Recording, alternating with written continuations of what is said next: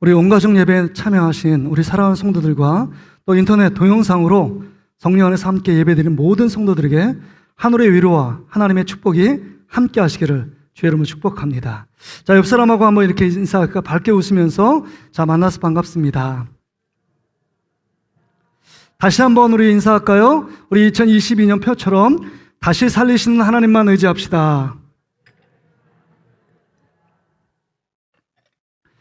할렐루야. 이 한 번의 예배가 여러분의 정말 삶을 송두리째 바꾸는 축복과 은혜의 예배가 되시기를 주의 이름으로 축복합니다. 특별히 또 우리 주보에 간거에 있는 것처럼 병원에 입원하신 분도 있고요, 또 퇴원하신 분도 있고, 또 육체적인 여러 가지 질병 때문에 고통당하는 우리 사랑하는 성도들 위해서 함께 기도해 주시고, 또 오늘도 장례가 치러지는 가정도 있습니다. 우리 이명원 성도님 100세가 되셨는데 또 금요일날 소천하셨습니다. 그 위로가 있고, 또 다음 주에 오셔서 인사할 때 따뜻하게 위로해 주시길 바랍니다. 자, 우리 믿음의 고백 함께 외치며 주님께 한 걸음 더 나아가길 원합니다. 하나님은 나를 사랑하신다. 하나님은 나를 향한 크고 놀라운 계획을 갖고 계신다. 하나님은 나와 동행하시며 풍성한 삶으로 인도하신다. 할렐루야. 제가 한번 기도하겠습니다. 하나님 아버지, 주의 전에 올라와 하나님을 예배하는 사랑하는 성도들을 한 사람 한 사람 붙들어 주시고 하늘의 위로와 하늘의 능력과 하늘의 지혜로 축복해 주시옵소서. 말씀을 듣기를 원합니다. 모든 분주한 생각들, 근심, 걱정, 두려움 다 내려놓게 하여 주시고 예수 그리스도 안에서 회복되어지고 치유되게 하시고 성령님이 임재하며 하나님이 나를 붙들고 하나님이 나를 사랑하시는 놀라운 은혜가 이 시간도 우리 삶 가운데 하나님 넘치게 하여 주시옵소서. 감사드리며 이 모든 말씀 예수님의 이름으로 기도하옵나이다. 아멘. 오늘 우리는 요한계시록 11번째 시간입니다. 말씀의 본문 말씀 의지해서 무엇을 두려워해야 합니까? 무엇을 두려워해야 합니까? 라는 제목으로 함께 은혜의 말씀을 나누길 원합니다. 여러분, 요한계시록 11번째 시간이에요. 지금까지 잘 따라오고 계십니다. 여러분 어떠십니까? 요한계시록 말씀을 통해서 은혜를 많이 받고 계십니까? 할렐루야. 아멘. 근데 요한계시록이라는 게 우리가 선입관과 편견이 있잖아요. 참 어렵고 난해하고 이해할 수 없고 들어도 모른다, 이런 생각을 갖게 하지만, 여러분 요한계시록은 어떤 이단과 사이비 교주들이 정말 자기가 원하는 대로 짜맞춰서 해석하는 그 요한계시록 말씀이 아닙니다. 정말 이 시대를 살아갈 때 고통과 슬픔, 고난이 찾아올 때 진짜 소망 되시는 예수 그리스도를 우리의 현장에서, 삶의 현장에서 바라볼 때 큰 은혜가 넘치게 될 줄 믿습니다.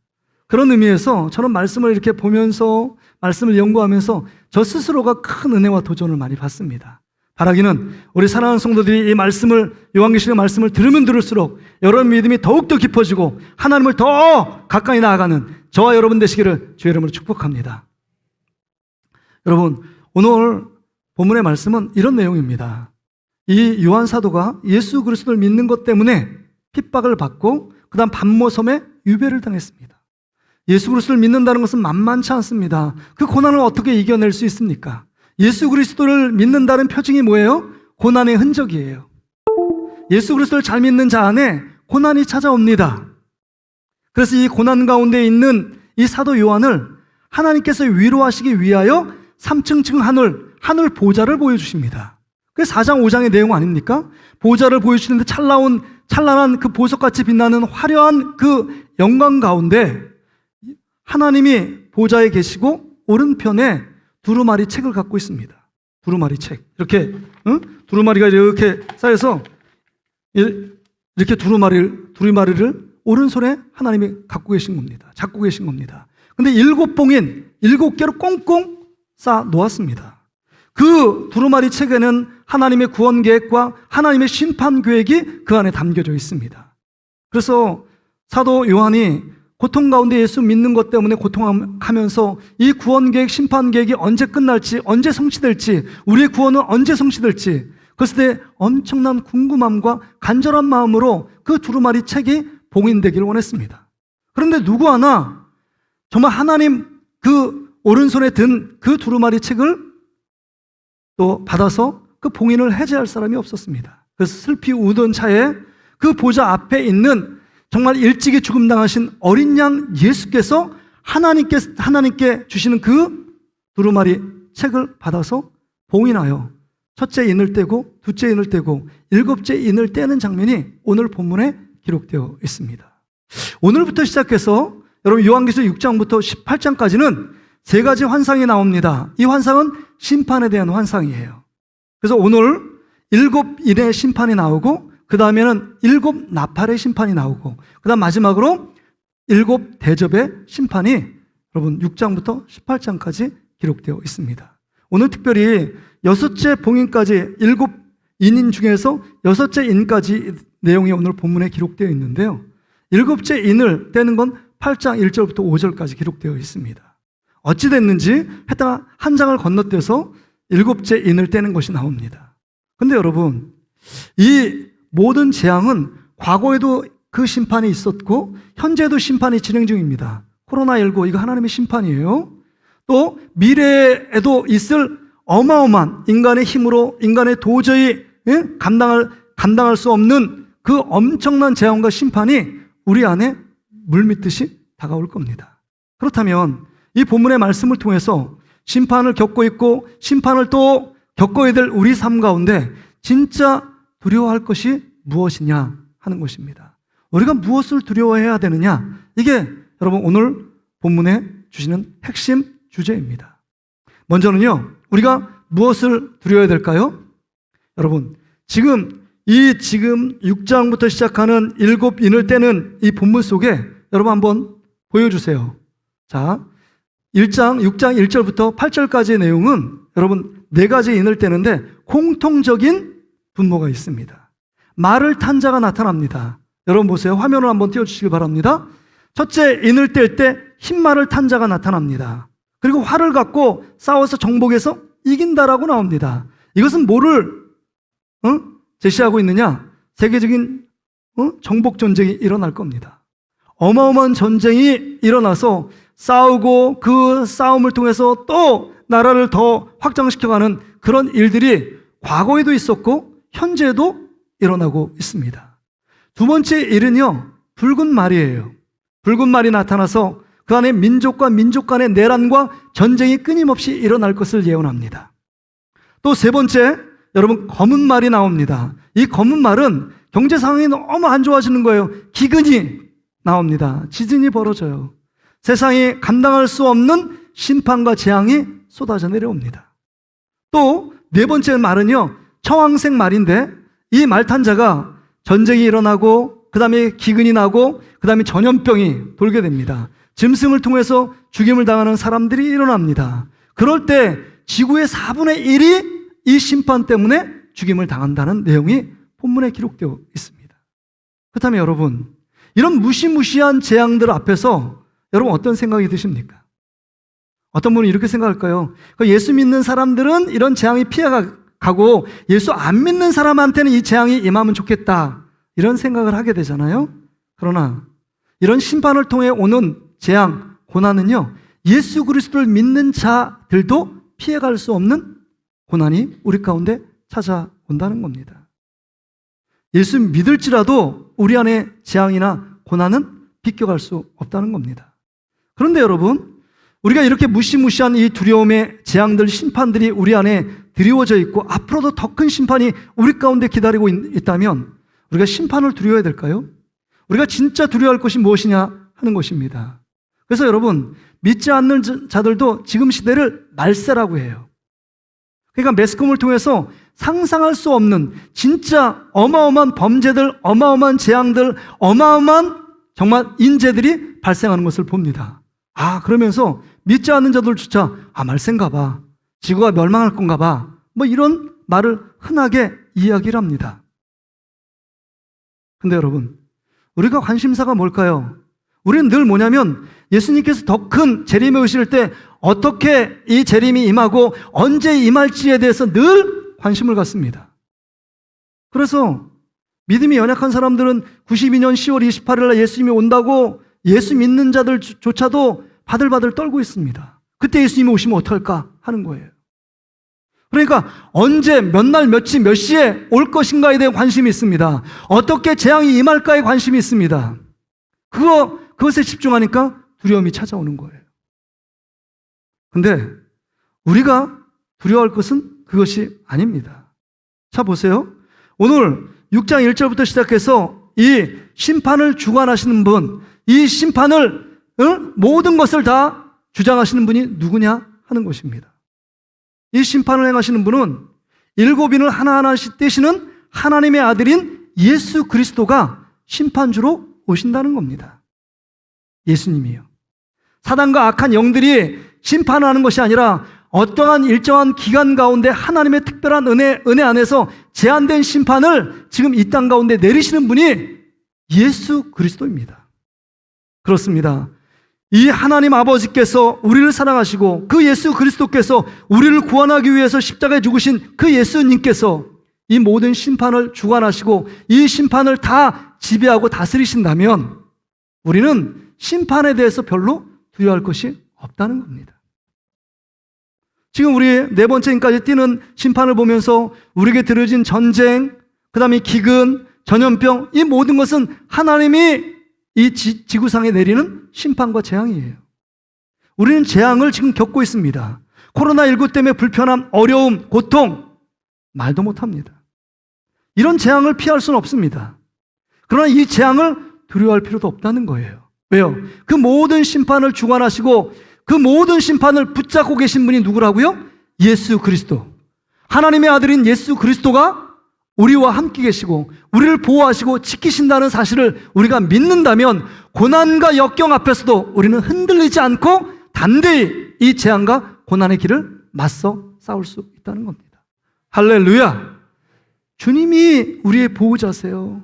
우리 예수 그리스도께서 우리를 지키시고 우리를 이끄시고 우리를 그 생명싸개로 우리를 보호하시는 분이 우리 예수님이라고 말씀해 주고 있습니다. 그래서 사도 바울은 로마서 8장 35절부터 37절에 이렇게 말씀합니다. 우리 같이 한번 읽어볼까요? 시작! 누가 우리를 그리스도의 사랑에서 끊으리요? 환난이나 곤고나 박해나 기근이나 적신이나 위험이나 칼이라. 환난, 곤고, 적신, 칼, 이건 우리가 당하는 재앙이에요. 예수 그리스도를 믿음으로 말미암아 받는 고난입니다. 그럼에도 불구하고 하나님의 사랑, 하나님과 우리의 관계, 하나님의 자녀의 정체성 끊을 자가 없다는 겁니다. 그러면서 36절에 기록된 바 우리가 종일 주를 위하여 죽임을 당하게 되며 도살을 당할 양같이 여김을 받았나이다. 사도 요한은 지금 그런 상태를 갖고 있어요. 초대교회 예수 그리스도를 믿고 잘 섬기는 자는 언제 죽을지 모르는 위험천만한 상황 가운데 놓여 있습니다. 예수님의 삶이 그런 삶 아닙니까? 우리가 본으로 따라가고 닮기를 원하는 예수님의 삶이 언제 죽을지 모르는 늘 죽음의 위험이, 죽음의 그림자가 늘 드리웠던 그 사역들을 감당하신 분이 예수님 아닙니까? 그 37절에 보세요. 그러나 이 모든 일에 이 심판과 재앙, 고난 앞에서도 우리를 사랑하신 이로 말미암아 우리가 넉넉히 이기느니라. 할렐루야. 그렇습니다. 아무리 어마어마한 재앙이 우리 가운데 물밀듯 밀려올지라도 쓰나미처럼 인간의 힘으로 도저히 극복할 수 없고 도저히 감당할 수 없는 고난이 밀려올지라도 심판자 주가 되시는 예수 그리스도가 우리의 주님이시고 우리를 보호하시고 우리를 사랑하신다고 말씀하시는 줄 믿습니다. 그러기에 우리는 심판, 고난을 두려워할 필요가 없다는 겁니다. 그렇다면 여러분, 우리가 진짜 두려워할 건 뭐예요? 이 재앙들을 두려워하는 것이 아니라 진짜 우리가 두려워할 것이 무엇이냐 하는 것입니다. 여러분, 오늘 본문 9절부터 보세요. 5째 인을 떼면서 또 심판이 기록되어 있습니다. 9절 말씀 보세요. 5째 인을 떼실 때 내가 보니 하나님의 말씀과 그들이 가진 증거로 말미암아 죽임을 당한 영혼들이 제단 아래에 있어. 지금 예수 그리스도 잘 믿고 말씀대로 순종해서 순교를 당한 사람이 하늘 보좌의 제단 앞에서 엎드렸다는 겁니다. 이 말은 하나님 앞에 탄원하며 하나님께 기도하고 있는 순교자들이에요. 말씀대로 살고 고난을 감수하고 그 마지막에 심지어 그 예수 잘 믿는 것 때문에 순교를 당한 그 영혼들입니다. 영혼들이 하나님께 탄원하며 기도하고 있어요. 뭐라고 기도하느냐? 10절 말씀입니다. 큰 소리로 불러 이르되 거룩하고 참되신 대주제여 땅에 거하는 자들을 심판하여 우리 피를 갚아주지 아니하시기를 어느 때까지 하시려 하나이까? 지금 억울하다는 거예요. 억울하게 예수 믿는 것 때문에 고난당하고 순교의 제물이 되었는데 아직도 예수 믿는 자를 박해하고 핍박하는 자는 여전히 세상 가운데 살아있고 그 세상 가운데 떵떵거리며 권세와 힘을 누리는 그 사람들 어느 때까지 하나님께서 지켜보시겠습니까? 그 사람들을 심판하고 그 사람들을 제거할 날이 언제입니까? 이렇게 묻고 있는 것입니다. 그렇게 기도하며 탄원하는 거예요. 하나님 그들을 제거시켜 주십시오. 지금도 예수 믿는 자들이 예수 믿는 것 때문에 고난당하고 예수 믿는 것 때문에 눈물 흘리고 예수 믿는 것 때문에 잠 못 이루고 고통받는 사람들이 한두 명이 아닙니다. 그 당시에 초대교회에 정말 로마 황제의 핍박 때문에 예수 믿는 것, 예수님이 주님이라고 고백하는 그것 때문에 사자의 밥이 되고 톱으로 킴을 당하고 죽임을 당하고 그 다음에 내쫓김을 당하고 정말 종들로 팔려가고 어마어마한 고통을 당하며 괴로워하는 예수 그리스도를 믿는 자들이 이 땅 가운데 수없이 많은데 그들이 순교자의 한을 위해서 지금 하나님께 기도하고 있는 것입니다. 그럴 때 하나님의 응답이 11절에 기록되어 있습니다. 각각 그들에게 흰 두루마기를 주시며 이르시되 아직 잠시 동안 쉬어라.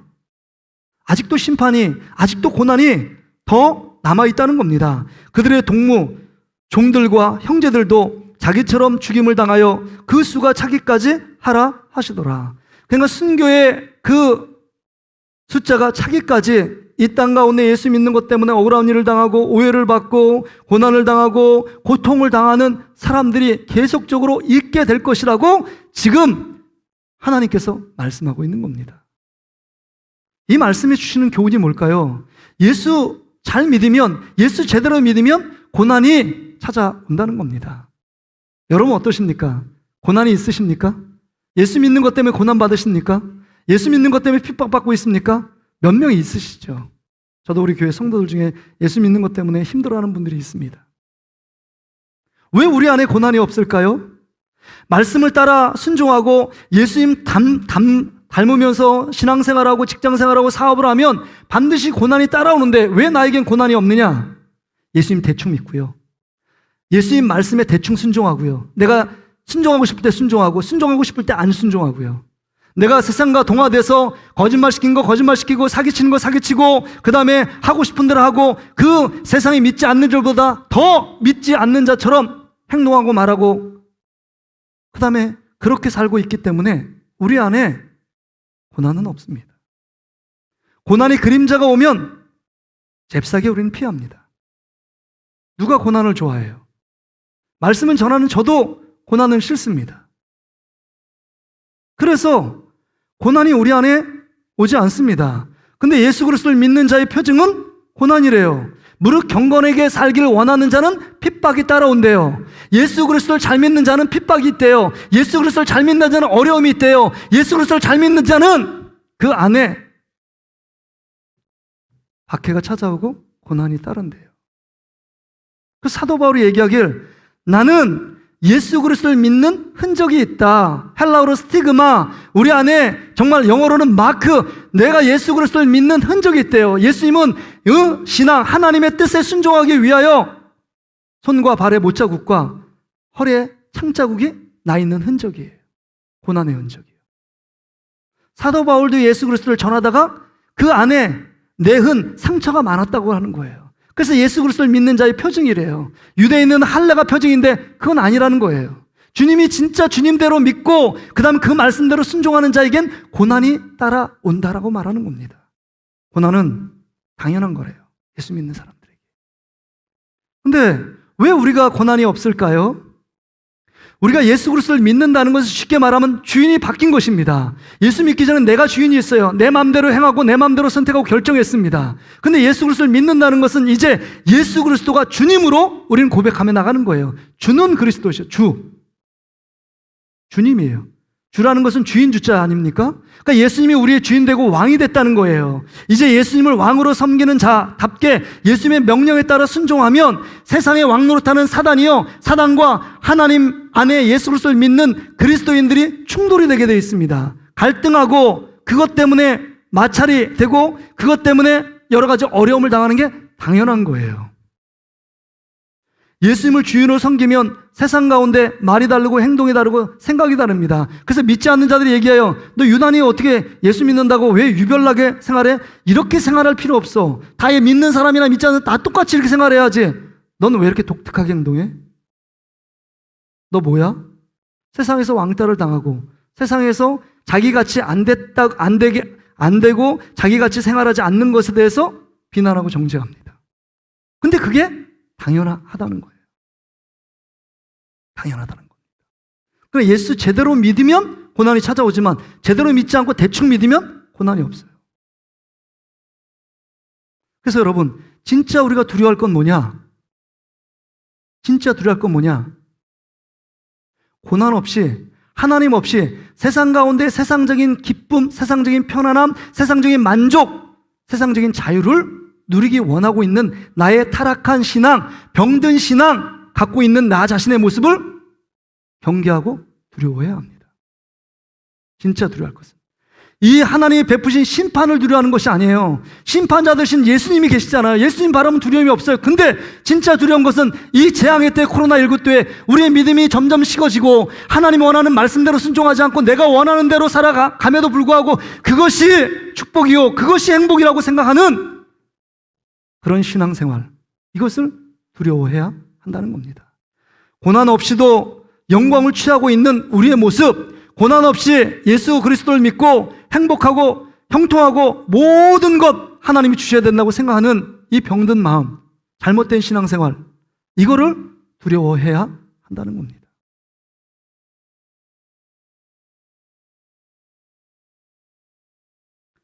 우리 유치부의 유초동부의 전사님으로 섬기는 우리 주영 전사님이 그런 얘기를 하시더라고요. 어젠가 교육자 시간 때 지금 코로나가 62만도 됐고 오늘도 한 33만, 40만에 육박하자 하루마다. 그러니까 이게 유치부, 유초동부 주일날 교회에 이렇게 나오라고 하는 게 참 어렵대요. 어렵겠죠. 믿는 자들조차 자녀를 이 코로나 시국 속에서 예배 드리도록 한다는 건 쉬운 결단이 아니잖아요. 근데 코로나가 언제 끝날지도 모르잖아요. 근데 언제 이렇게 하겠습니까? 대면 예배를 드리는 거하고 비대면 예배 드리는 거하고 우리가 예배 드리는 밀도, 태도가 틀리잖아요. 여러분이 지금 오셔가지고 지금 이렇게 저를 눈을 맞추시는데 제가 여러분 보고 있으니까 그래도 딴짓 안 하잖아요. 그래도 지금 보고 있어도 애들 딴짓 안 하는 애들도 있어요. 휴대폰 보고. 근데 여러분 진짜 비대면에서 예배 드리는 지금 벌써 여기 지금 영상을 들으신 성도들이 꽤 많던데 정말 하나님을 의식하며 하나님 바라보며 예배로 정말 바르게 예배 드리고 있는가? 통제가 안 되잖아요. 그러다 보면 그냥 드리고 싶을 때 드리고 그냥 인터넷 켜놓고 딴짓해요. 우리 학생들이 비대면 수업을 하는데 집중도가 엄청 떨어진대요. 학생들이 하는 이야기예요. 자기를 관리해주고 바라보는 자가 통제가 없잖아요. 근데 여러분 생각해 보세요. 진짜 우리를 바라보시고 지켜보시는 분이 누군가, 그것을 생각한다면 누구를 두려워해야 될 것인가? 답이 나오잖아요. 답이 나오잖아요. 근데 그 전사님이 그럼에도 불구하고 학부형한테 전화를 했대요. 주일날 꼭 교회 좀 보내주세요. 근데 믿지 않는 자들 좀 그렇잖아요. 교회 막 하기게.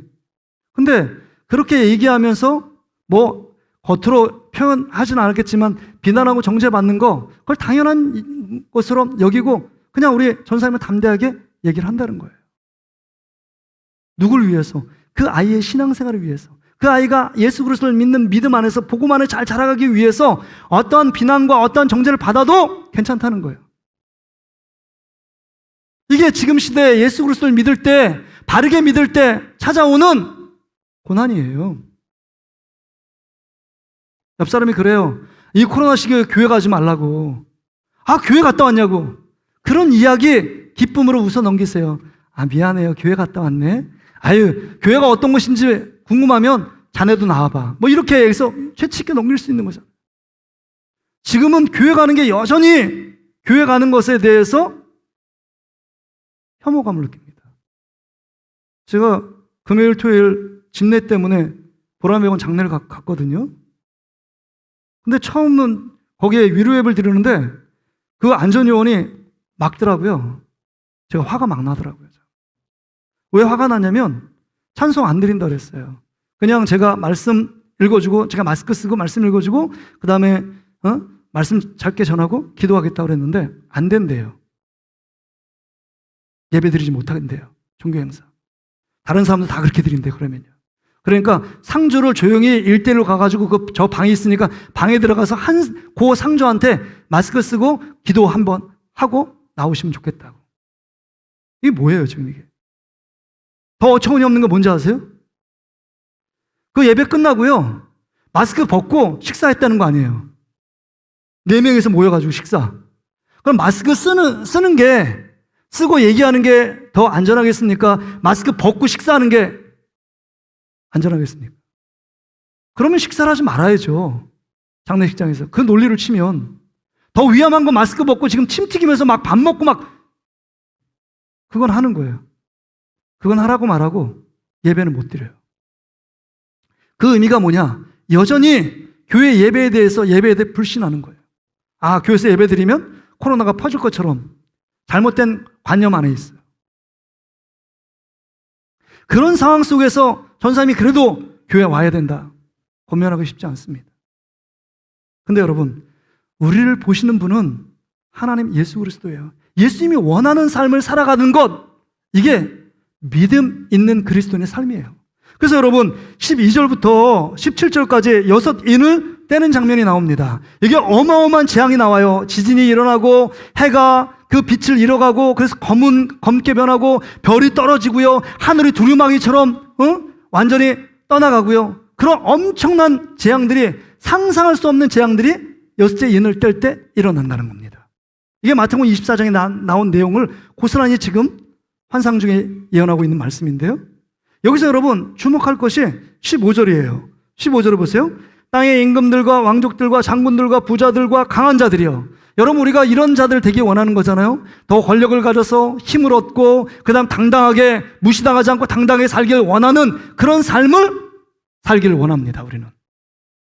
근데 여러분, 여기서 주목할 것은요, 이런 자들이 어마어마한 두려움과 근심에 쌓여 있습니다. 그래서 여기 15절 하반절 보세요. 자연이 굴과 산들의 바위 틈에 숨어 산들과 바위에서 말하되 우리 위에 떨어져 보좌에 앉으시니, 보좌에 앉으신 분이 하나님 아닙니까? 얼굴에서와 그 어린 양의 진노, 예수 그리스도께서 하시는 진노에서 우리를 가려달라고 말합니다. 어마어마한 두려움이에요. 이제 왜 그러냐? 예수 안 믿기 때문에 지금 벌써 후회해도 소용없고 회개할 시간도 놓쳤고 예수 그리스도를 믿을 기회조차 주어지지 않은 자들입니다. 그러니까 아무리 힘이 있고 권세가 있고 능력 있고 정말 세상에 남부럽지 않은 모든 것을 갖고 있을지라도 이 하나님의 진노 앞에 피할 자가 없어요. 그러니까 뭐라면 산과 바위, 이 무생물에게 내 얼굴을 좀 가려달라라고 선포하고 있는 이 왕과 귀족들, 장관들, 강한 자들이 얘기를 하고 있습니다. 어처구니 없는 일들이 벌어져요. 진짜 우리가 두려워할 것은 돈, 권력이 아니에요. 우리는 두려워하는 것이 돈이 떨어질까 걱정하고, 그 다음에 내가 건강이 악화될까 걱정하고, 우리 자녀들이 앞으로 진로가 막힐까 걱정하고, 결혼, 취직, 이 문제가 막힐까 걱정하고, 그 다음에 우리의 노후가 어떻게 될까 걱정하고 그것을 두려워합니다. 근데 우리가 정말 두려워하고 걱정할 것은 진짜 두려워할 하나님 예수님이라는 사실을 까마득하게 잊고 삽니다. 왜요? 예수님과 하나님은 우리의 영혼을 천국에 가기도 하고 지옥에도 보낼 수 있는 유일한 분이시기 때문입니다. 할렐루야. 그래서 우리가 두려워할 분은 오직 하나님 아버지 예수 그리스도예요. 그분이 원하는 삶을, 두렵기 때문에 그분이 원하는 삶을 따라가고 그 말씀에 순종하는 것이 우리의 그리스도인의 참된 삶의 모습입니다. 그러기에 여러분, 우리가 진짜 두려워할 것을 두려워해야 한다는 것입니다. 그러기에 예수님께서 원하시는 그 삶, 그래서 예수 그리스도를 잘 믿고 복음을 전하고 정말 경건하게 살면 고난이 찾아옵니다. 그 고난이요. 그러나 이 고난을 이길 수 있는 힘도 우리 하나님 아버지와 예수님과 성령님께서 허락하신다는 거예요. 그 고난보다도 더 큰 하나님의 임재, 하나님의 축복, 하나님의 기적, 하나님의 영광이 고난을 당하는 자, 예수님 때문에 고난 당하는 자의 삶 가운데 함께 하신다는 거예요. 그래서 정말 일부분의 사람들이 고난받아서 예배 신실하게 지키며 그것도 지키는 게 왜 이유냐? 왜 그럴 수 있느냐? 하나님의 영광을 보고 있기 때문입니다. 고난을 마다하지 않고 그 고난 앞에서 맞서 힘써 싸우며 믿음을 지킬 수 있는 것은 하나님의 영광, 하늘 보좌에 앉아 계신 하나님, 그 하나님을 보고 있기 때문이에요. 그 예수님을 바라보니까 그 어떤 고난도 자신을 흔들 수 없는 겁니다. 그래서 로마서 8장 18절에 이렇게 말씀하고 있습니다. 사도 바울이 얘기해요. 생각하건대 현재의 고난은 장차 우리에게 나타날 영광과 좋게 비교할 수 없다. 지금 잠시 잠깐 고난을 받고 있지만, 예수 믿는 것 때문에 불편하고 어렵고 핍박이 받고 여러 가지 불편함이 있지만, 장차 나타날 영광과 좋게 비교할 수 없는 영광이 우리 가운데 기다리고 있다는 사실을 알기 때문에 고난의 길을 가는 거예요. 예수님께서도 얘기하잖아요. 네가 좁은 길로 가라는 거예요. 좁은 길로. 협착한 길입니다. 찾는 이가 적다 그랬습니다. 예수 믿는 건 쉬운 일은 아니지만 많은 사람들이 넓은 문을 간다는 겁니다. 거기에 가는 사람은 많다는 거예요. 예수 없이 편안함, 행복, 만족, 만사형통, 이걸 꿈꿉니다. 우리는 이런 설교를 못 들었잖아요. 예수 믿으면 고난받습니다. 고난 잘 이겨야 됩니다. 고난받는 걸 기뻐하십시오. 이렇게 설교를 안 합니다. 목사인 제 자신이 없잖아요. 근데 우리의 신앙의 모델인 예수님께서 마지막 우리가 생각해 볼 것은 예수님의 삶은요, 고난의 연속이에요. 3년 6개월 공생에 다 고난입니다. 은혜의 사이클의 원리가 고난받고 그 다음에 죽음당하고 그 다음에 부활의 영광을 받다는 겁니다. 고난이 있기 때문에 부활의 영광이 있어요. 노 크로스 노 크라운입니다. 십자가가 없는 부활은 없습니다. 고난이 없는 부활은 없어요. 근데 우리는 고난은 패스하고 부활의 영광과 기쁨을 맛보길 원합니다. 이건 가짜라는 거죠. 이건 도둑님이라는 거예요. 이단들이 우리를 유혹하고 그렇게 미혹할 수 있어도 그건 가짜라는 겁니다. 예수 믿는 자 안에 고난이 있어요.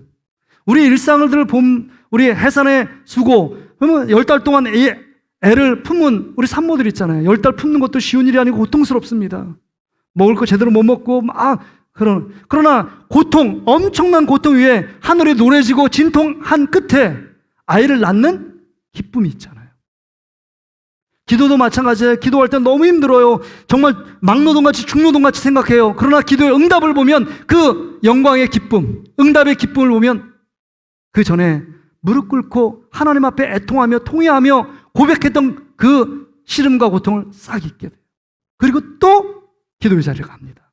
또 첫째 낳았다고 절대 안 난다고 그랬는데 첫째 낳아가지고 또 기쁘니까 둘째 낳고요, 셋째 낳고 절대로 안 난다고 그랬는데, 왜냐하면 부활의 기쁨이 있기 때문에, 영광의 기쁨이 있기 때문입니다. 왜 우리가 고난만 지속되면 고난 앞에서 우리가 어떻게 살 수 있습니까? 근데 이 고난 너머에 하나님의 영광을 바라보니까, 하나님 나라 보고 보좌 우편에 계신 예수 그리스도를 바라보니까 그 고난을 뚜벅뚜벅 이기게 하시는 겁니다. 그 사도행전 7장에 스데반을 보세요. 스데반이 돌에 맞으며 순교의 제물이 됩니다. 저 같으면 여러분 돌 맞으면서 살짝 피하면 나가면 되잖아요. 제가 빨리 달릴 수 있거든요. 피하면 되잖아요. 근데 피하지 않았어요. 왜 피하지 않았을까요? 돌에 맞는 게 고통스럽지 않아요?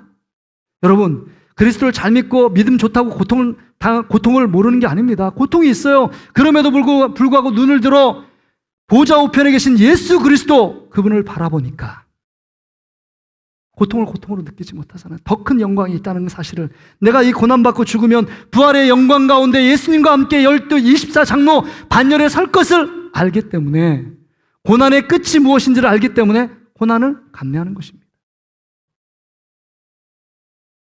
고난을 감내해요. 우리는 다 편안한 삶을 추구합니다. 편안한 삶을 추구해요. 그래서 베드로가 마태복음 16장에 보면 예수님이 제자들에게 내가 누구라고 하느냐, 그럴 때 많은 대답을 할 때 100점짜리 대답을 하잖아요. 마태복음 16장 16절, 주는 그리스도시요 살아계신 하나님의 아들입니다. 이렇게 고백하잖아요. 그러니까 예수님이 내가 하나님의 아들로 왔고 그 다음에 내가 메시아 그리스도로 왔다는 사실을 이제 베드로가 얘기했기 때문에 제자들을 모아놓고 내가 지금 이 땅에 온 목적을 얘기하잖아요. 내가 얼마 되지 않아서 예루살렘에 올라가서 대제사장과 서기관과 바리새인들에게 고난을 받고 십자가에 너를 위해 죽을 것이고 그 다음 3일 만에 부활하게 될 것이다. 고난, 죽음, 부활의 영광이에요. 그 얘기를 하는데 베드로가 뭐라는지 아세요? 항변합니다. 목소리를 높여서 예수님! 절대로 그런 일 없도록 제가 만들 것이고 절대로 그러면 안 됩니다. 예수님을 되게 보호하고 지키려는 굳은 각오와 결단이 보여요. 근데 내면의 숨은 동기가 뭐냐? 하나님의 뜻을 생각하지 않고 인간의 뜻이요. 정말 예수님의 후광을 입어서 예루살렘 올라가서 예수님이 왕으로 등극하면 그 옆에 장관 자리, 그 다음에 편안한 자리, 권세를 휘두를 자리, 힘으로 통치할 자리, 그것을 꿈꾸고 있는 겁니다. 그러니까 예수님이 하시는 말씀이 그걸 알고 사탄아 내 뒤에 물러가라. 사탄에게 쓰임받는 베드로의 모습이었다면 우리의 신앙생활, 우리의 모습도 사탄에게 쓰임받을 수 있다는 사실을 늘 영적으로 긴장하고 경각심을 갖고 있어야 합니다. 고난 없이, 예수님 없이, 믿음 없이 삶을 살아가면서도 행복을 추구하고 기쁨과 만족을 추구하며 편안함을 추구하는 그 안에 사단의 엄청난 계계가 숨겨 있다는 사실을 기억해야 합니다. 이 자신을 두려워해야 돼요. 이 코로나19 엄청난 재앙, 이 전염병, 기근, 전쟁이 창궐한 이 시대 속에서 내가 정말 하나님을 믿는 믿음 위에 견고히 쓰지 못하는 내 자신의 신앙적인 상태를 보며 두려워해야 합니다. 진짜 두려워할 것은 우리의 모습이에요. 우리의 신앙생활이요. 우리 자녀들의 믿음 생활이요. 우리 아내 남편의 신앙생활이요. 우리 부모님의 믿음 생활이 어떤지를 돌아보고 절대 여러분 세상적인 것들만 추구하다 보고 하나님의 영적인 것들을 바라보지 않는 어리석음에 빠질 수 있도록 사단이 여전히 우리를 유혹하고 미혹하고 있다는 사실을 기억해야 합니다. 말씀을 정리합니다. 여러분, 진짜 예수 그리스도를 바라보고 의식하는 사람은 진짜 두려워할 것이 무엇인지를 분별력이 생겨요. 근데 예수 그리스도를 바라보지 않으면, 예수 그리스도를 잃어버리고 잊어버리면 분별력이 상실합니다. 영적인 불감증이 생겨요. 무엇이 두려워해야 될 것인지, 무엇을 두려워하지 말아야 될 것인지를 헷갈립니다. 그래서 반대로 해요. 세상을 두려워하고요, 그 다음에 하나님을 두려워하지 않습니다. 진짜 하나님, 예수님, 성령님을 두려워해야 되는데 세상을 두려워해요. 있는 거 사라질까 두렵고, 가진 거 빼앗길까 두렵고, 내 뜻대로 내 계획대로 안 될까 두렵습니다. 요즘 제가 동신교회 아닌 성도를 우리 집에서 모시고 살고 있습니다. 누구냐면 우리 장모님이에요. 장모님 치매가 좀 있습니다. 그래서 안방을 내드렸는데요, 근데 저한테 꼭 이렇게 얘기하세요. 목사님 오셨어요? 치매니까 전혀 그런 얘기 없었는데, 목사님 오셨어요? 본인 식사하면 목사님 식사하셨어요? 어제도 목사님 감사합니다. 그래서 어머니 제가 기도해 드릴까요? 기도해 주세요. 그렇게 기도받고. 이게 진짜 집에 가면 여러분 이렇게 보세요. 이렇게 제가 목사지만 이제 양복 입고 이렇게 좀 집에 가면 좀 무장 해제하고 편하게 반바지도 입고 러닝셔츠도 입고 막 이러고 싶은데 이럴 수가 없어요. 성도가 계시기 때문에. 안방에 성도. 목사라는 어떤 목사의 정체성을 잃어버릴 딱 되면 우리 어머님이, 장모님이 목사님 오셨어요. 기도해 주세요. 그리고 제 손을 꼭 잡아요. 이건 무슨 사위가 아니라 그 앞에 섬기는 목사님처럼 저를 여기들 계속 목사님, 목사 사위 왔어 이런 것도 아니고 목사님 감사해요. 목사님 저 여기 있어서 행복해요. 이렇게 얘기해요. 여러분 제가 힘들겠어요? 안 힘들겠어요? 여러분 그런 거 경험해 보려면 저와 함께 한 일주일 한번 살아보세요. 만약에 목사님이 여러분 안방 차지하고 있다고 생각해 보세요. 여러분 힘들 거예요. 아마 저를 내쫓을지도 모릅니다. 하루 지나서. 근데 그거를 보면서 제가 생각한 게 있어요. 영적인 인사이트, 통찰력을 갖게 돼요. 보세요. 저는 목사지만 목사를 읽게 만들고 교회, 그래도 집에서는 편하게 생활하는데 목사님을 늘 우리 장모님이 가르쳐 주세요. 목사님 수고하셨어요. 목사님 식사하세요. 목사님 감사합니다. 이렇게 얘기해 주는 거예요. 우리가 영적인 원리 이거 아닙니까? 우리가 하나님 말씀을 통해서 여러분은 하나님의 자녀고 너는 그리스도의 자녀고 하나님께서 너를 보호하고 너를 끝까지 지킨다, 이렇게 수없이 말씀에도 불구하고 하나님을 의식할 때는 고난이 기뻐요. 고난도 이겨낼 수 있는 힘이 생겨요. 그런데 하나님 의식하지 않고 우리가 어떤 존재인지를 까먹으면요, 분별력이 상실돼요. 두려워하지 말을 걸 두려워하고요, 정작 두려워야 될 것을 두려워하지 않는 어리석은 행동을 하게 되는 것입니다. 여러분이 누구인지를 기억하세요. 우리는 늘 예수 그리스도를 의식하며 예수 그리스도가 옆에 계시다는 사실을 안다면 고난도요, 이길 수 있습니다. 우리 예수님 굳게 잡고 예수님이 나를 도와주시는데요, 고난의 끝에 우리 넓은 품으로 우리를 품으시고 안으시고 인도하시는 그 주님께서 우리에게 힘을 주시고 지혜를 주시고 용기를 내라고 격려하시는 하나님의 놀라운 은혜가 우리 가운데 있다는 겁니다. 바라기는 여러분, 이 재앙 속에서도 우리가 진짜 두려워할 것이 무엇인지를 다시 한번 생각하고 예수 그리스도를 끝까지 붙잡고 나아가는 저와 여러분 되시기를 주의 이름으로 축복합니다. 오늘 우리가 이 말씀을 기억하면서 우리 세 가지를 놓고 함께 기도하기를 원합니다. 먼저는요, 화면을 한번 띄워주시길 바랍니다. 눈을 감고 우리 기도 제목을 좀 띄워주세요. 첫째는요,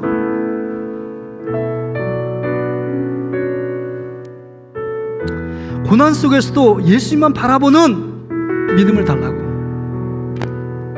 고난 속에서도 예수님만 바라보는 믿음이요. 우리가 고난 없는 행복, 하나님 없는 어떤 영광, 이건 다 가짜입니다.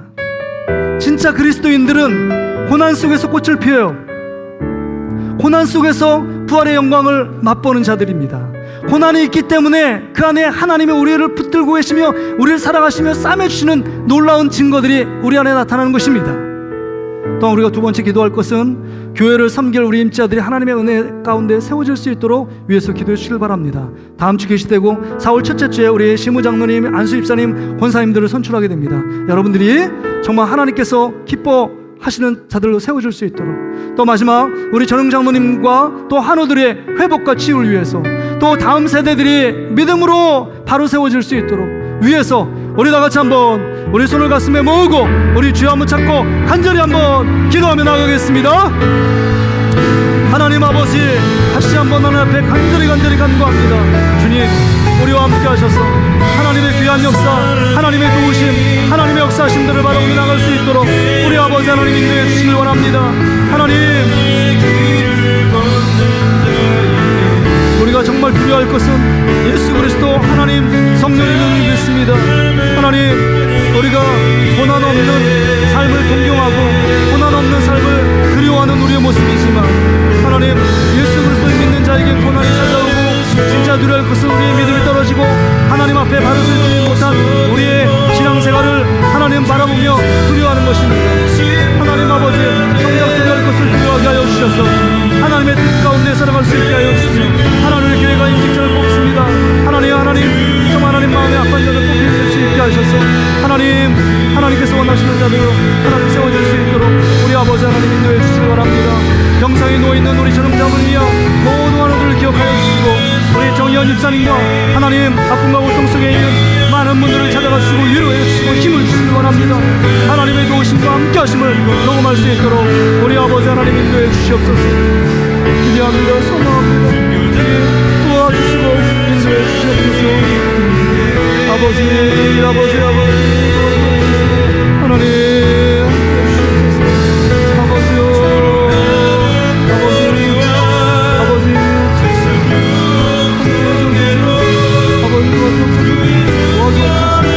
우리의 믿음 약함을 도와주옵소서.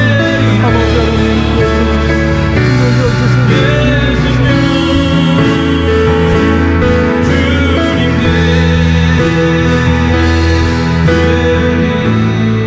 하나님 아버지, 그렇습니다. 말씀을 통해서 하나님, 우리가 그리스도인이라는 사실을 잃지 않게 하여 주시옵소서. 하나님 아버지, 언제나 심판주 되시는 예수님께서 우리를 보호하시고 지키시고 인도하신다는 사실을 믿게 하여 주셔서 이 세상 가운데 들여진 재앙과 심판 때문에 두려워하지 않게 하여 주시옵소서.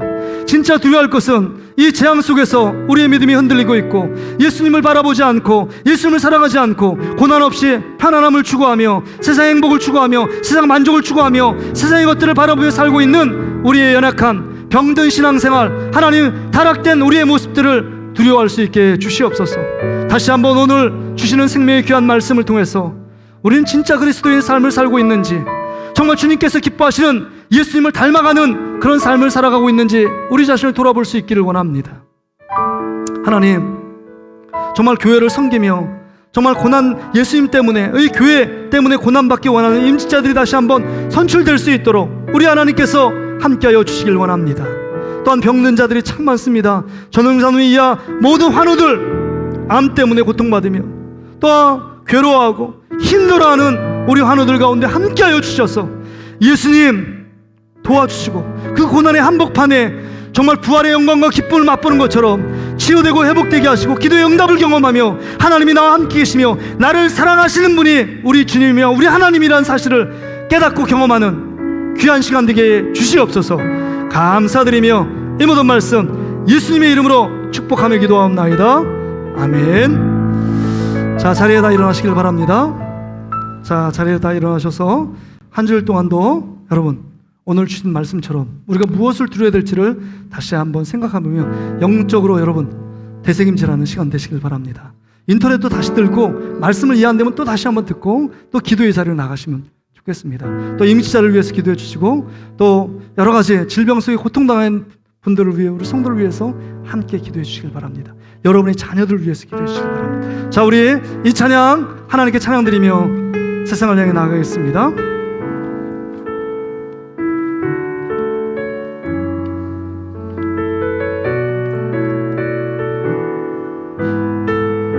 내게 허락하신 시련을 통해 내게 허락하신 시련을 통해 나의 믿음 더욱 강하게 자라가고 나의 믿음 더욱 강하게 자라나고 험한 산과 골짜기 지나는 동안 골짜기 지나는 동안 주께 더 가까이 나를 이끄시네. 내가 겪는 시험이 어렵고 힘겨워도 내 주님보다 크지 않네. 주님보다 크지 않네. 내 앞에 바다가 갈라지지 않으면 주가 나로 바다 위 걷게 하리. 옆 사람 축복하면서 나는 믿네. 주의 능력으로 나의 삶 새롭게 되리. 나는 믿네. 주의 능력으로 담대히 나가리라. 주와 함께 싸워 승리하리라. 날마다 믿음으로 나 살아가리. 하나님 아버지, 우리를 생명사계로 늘 보호하시고 지켜주셔서 감사합니다. 이 자리에 나와서 하나님께 예배하며 인터넷 동영상으로 예배하는 사랑하는 성도들을 하나님께서 축복하여 주셔서 하나님, 날마다 믿음의 생활, 고난을 이길 수 있는 담대함이 우리 안에 넘치게 하여 주시옵소서. 우리가 정말 두려워할 것은 하나님과 예수님과 성령님이며 우리가 예수님의 그 길을 따라가지 못하고 있는 우리의 믿음 약함과 세상에 향해 발걸음, 편안함과 세상의 행복과 세상의 만족만 추구하는 우리의 모습들을 두려워하게 하시고 다시 한번 오늘 주시는 말씀을 통해서 무엇을 두려워야 될지를 다시 한번 회복하고 믿음 앞에 바로 세워지는 우리 성도들의 삶이 되게 주시옵소서. 주신 은혜에 감사해서 귀하게 물질을 드리며 하나님 앞에 봉헌한 사랑하는 손길들을 주님 기억하시고 하나님 보셨으므로 하나님께서 더 충만히 채워주시되 하늘의 영적인 것과 땅의 기름짐으로 축복해 주시옵소서. 이 땅 살아갈 때 하나님 정말 부족함 때문에 불편함과 어려움 당하지 않도록 하나님께서 채우시되 하나님의 방법으로 믿음으로 복음으로 건강으로 하나님 축복해 주시옵소서. 또한 여러 가지의 목적원금을 주님 앞에 드립니다. 감사의 예물을 드립니다. 또 하나님 앞에 정말 교회의 부흥을 놓고 하나님께 기도하며 헌신하는 수많은 우리 성도들을 기억하여 주시고 교회를 예배를 섬기는 정말 보이지 않는 손길까지도 주님께서 만배로 축복하시고 갚아 주시옵소서. 이제는 우리의 부활이요 생명 되시는 예수 그리스도의 은혜와 독생성자를 아낌없이 우리를 위해 보내주신 하나님 아버지의 다함없는 사랑하심과 성령 하나님의 위로 교통 충만 역사하심이 오늘 말씀을 듣고 이제 다시 한번 새롭게 이 고난 앞에서 무엇을 두려워해야 될지, 진정 두려워할 것이 무엇인지를 깨닫고 그 말씀 붙잡고 승리하기 원하는 우리 사랑하는 성도들 머리 위에, 그들의 가정과 직장과 사업장의 일터 위에, 자녀와 자녀들의 미래 위에, 병상에 누워있는 우리 전홍정 장로님 위야 모든 환우들 머리 위에, 또한 이 나라의 민족과 조국 교회들과 또한 우리 교회에서 후원하는 모든 기관과 선교사님들과 또한 우리 사역하는 목사님 머리 위에 이제로부터 영원토록 함께 계실지어다.